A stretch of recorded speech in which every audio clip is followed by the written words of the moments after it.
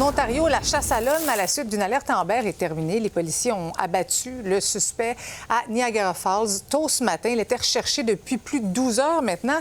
Alors, Lily, retrace-nous donc le fil des événements de cette affaire. Bien, l'histoire commence hier vers 14 heures dans un stationnement d'un centre commercial à Brampton. Il y a une fusillade qui a lieu, la police est appelée sur place et il y a une femme blessée par balle dont le décès est constaté. Un suspect est identifié, Anthony Deschapé, 38 ans, qui a pris la fuite dans un Nissan Kicks, mais il y a un enfant d'1 an qui se trouve à bord du véhicule. Détail important, le véhicule est immatriculé au Québec. Pour l'instant, on ne sait toujours pas si l'homme ou la victime sont des Québécois, des Ontariens. Et donc, heureusement, l'enfant a été retrouvé saine et sauve en début de soirée hier.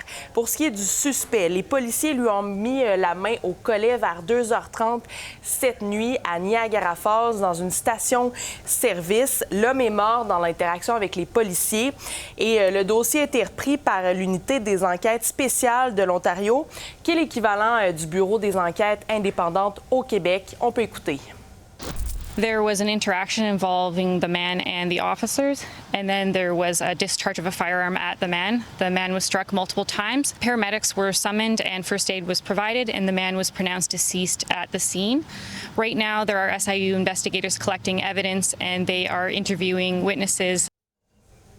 Il faut dire aussi que le suspect avait déjà eu des démêlés avec la justice. Oui, il y a environ 2 ans, le suspect avait fait les manchettes à Brampton, toujours en Ontario, pour avoir tiré des coups de feu sur une résidence. Personne n'a été blessé, heureusement, mais le suspect est ensuite recherché par les policiers pour plusieurs infractions liées aux armes à feu. Merci, Lily. Au revoir.